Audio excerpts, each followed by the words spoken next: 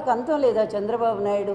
బాలకృష్ణ, నువ్వు ఏదో గాలి అగ్నికి వాయువు తోడైనట్టుగా మీ ఇద్దరు కలిసి ఈరోజు అన్ని పాపాలకు మీరిద్దరే మూలం అవుతారా?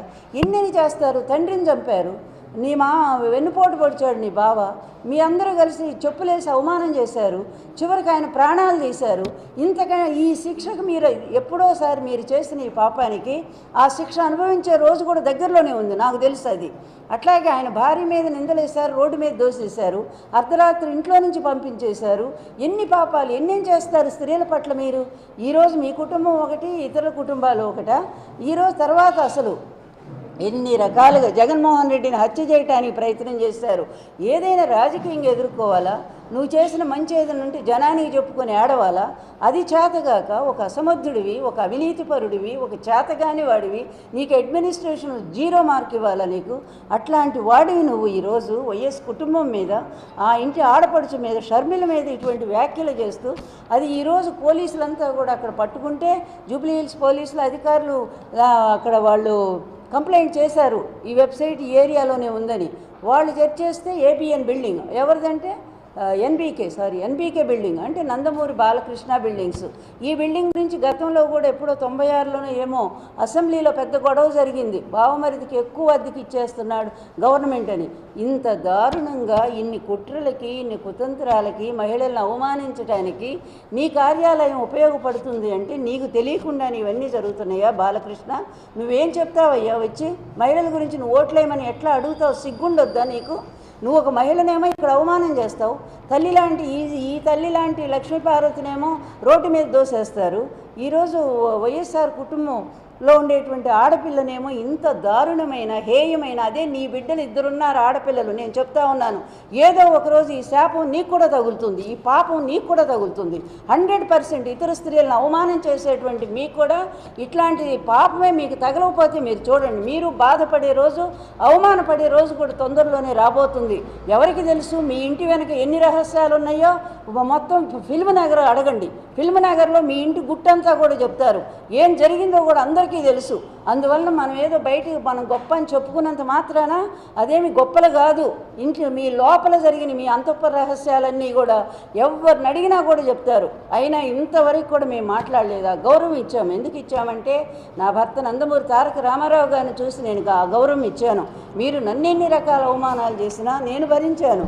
కానీ పాపం ఒక ఇల్లాలు, 2 బిడ్డల తల్లి, ఆమె ఎంత ధైర్యంగా నిలబడి ఈ కుటుంబం కోసం, తండ్రి ఆశయం కోసం తన అన్నను అన్యాయంగా జైల్లో పెడితే ఆ బాధ్యత తీసుకొని జనంలోకి వచ్చి ప్రచారం చేసి గెలిపించినటువంటి ఒక మహిళని, అదేవిధంగా 3000 కిలోమీటర్లు నడిచిందే చిన్నపిల్ల, 3000 కిలోమీటర్లు నడిచి ఒక రికార్డు సృష్టించింది.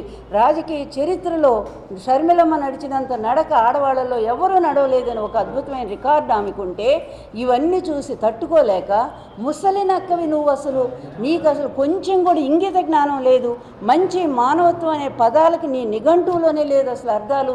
ఎంత నీచానికైనా దిగజారిపోతావు. 7 కోట్ల మంది డేటా దొంగిలించి నీ అశోక్ని ఇప్పుడు ఎవరు కాపాడుతున్నావు? అమరావతిలో కాపాడుతున్నావు. అదేవిధంగా ఇక్కడ వెంటనే ఆ బిల్డింగ్ మీద రైడ్స్ జరిగితే వాళ్ళని తీసుకెళ్ళిపోయి అమరావతిలో దాచిపెట్టావు. అదేమంటే అక్కడ ఉండేవాడి చేత 6 నెలల క్రితమే ఖాళీ చేశారని చెప్పి అబద్ధాలు చెప్పిస్తావు. ఇది ఎప్పుడైతే బయటకు వచ్చిందో రాగానే వెంటనే అమరావతి చెక్కిస్తున్నావు. అంటే దొంగల్ని, దోపిడీగాళ్ళని, అవినీతి పరుల్ని, నీ సీఎం రమేష్ని, నీ సుజనా చౌదరిని, నీ చుట్టూ ఉండేటువంటి ఈ అవినీతి పరులందరికీ కూడా ఒక కోటలాగా నువ్వుండి ఈరోజు చివరికి దిగజారిపోయి నువ్వు ఒక మహిళను కూడా ఇంత దారుణంగా వెబ్సైట్లో అశ్లీలమైనటువంటివి పెట్టి ఈ అవమానం చేసేటువంటి గ్యాంగ్ను కూడా ఒక తయారు చేసి, మీ ప్రమేయం లేకుండా ఈ గ్యాంగ్ అందరూ ఒక సామాజిక వర్గం, అందరూ కమ్మాళ్ళే చూడండి కావాలంటే. ఇంత దారుణంగా నువ్వు ఆ కుటుంబాన్ని ఇంత టార్గెట్ చేసుకొని చేస్తూ ఉన్నావే, ఆ కుటుంబం ఎప్పుడైనా నీ స్త్రీల గురించి ఒక్క మాట మాట్లాడారా? నీ భార్య గురించి భువనేశ్వరి ఇన్ని వేల కోట్లు ఎట్లా సంపాదించింది, ఎలా అన్యాయంగా సంపాదించింది అని చెప్పి ఒక్క మాట ఆ కుటుంబం అడిగిందా? లేకపోతే నీ కూతురు పెళ్ళైన తర్వాత ఎక్కడ సింగపూర్లో ఎందుకు వెళ్ళిపోయింది అన్ని సంవత్సరాలని చెప్పి వాళ్ళు ఏమైనా అడిగారా? లేకపోతే నీ చిన్న కూతురు గురించి ఏమైనా వ్యాఖ్యలు చేశారా? ఎందుకు ఇంత దుర్మార్గంగా ఇంత దుర్మార్గంగా. అలాగే చంద్రబాబు నాయుడు, నువ్వు కూడా ఆలోచించాలా. నీవు తల్లి కడుపులో నుంచి వచ్చినటువంటి వాడివి. అదేవిధంగా నీ భార్యని గురించి గొప్పగా చెప్పుకుంటావు, నీ కోడళ్ళ గురించి గొప్పగా చెప్పుకుంటావు. ఆ కుటుంబంలో ఉండే ఆడపడుచుని వాళ్ళు గొప్పగా చెప్పుకోరా, గొప్పగా ప్రేమించరా? అటువంటి స్త్రీ మీద ఎవడో ఆకతాయి వాళ్ళు ఇష్టం వచ్చినట్టు మాట్లాడితే బాధ్యతగా ఖండించాల్సినటువంటి ముఖ్యమంత్రి నువ్వు ఇలా చీకటి మాటున ఇష్టం వచ్చినట్టుగా అమ్మాయి మీద వెబ్సైట్లో పెట్టించి దారుణంగా మాట్లాడిస్తావా? ఇంత నీచానికి దిగజారిన అసలు ఒక్క మహిళ కూడా నీకు ఓటేయకూడదు. నిజంగా ఏమాత్రం కూడా ఆత్మగౌరవం ఉంటే మహిళలకు దయచేసి నేను చేతులు జోడించి చెప్తున్నాను, ఈ రాష్ట్రంలో ఆడపడుచులకు గౌరవం లేదు, ఆడపడుచులకు రక్షణ లేదు. ఒక అధికారిని ఇష్టం వచ్చినట్టు తన్ని ఈడ్చుకుంటూ పోయిన ఎమ్మెల్యేని కాపాడుకున్న ఒక దుర్మార్గుడైన ముఖ్యమంత్రి ఇంకా పరిపాలిస్తూ ఉన్నాడు.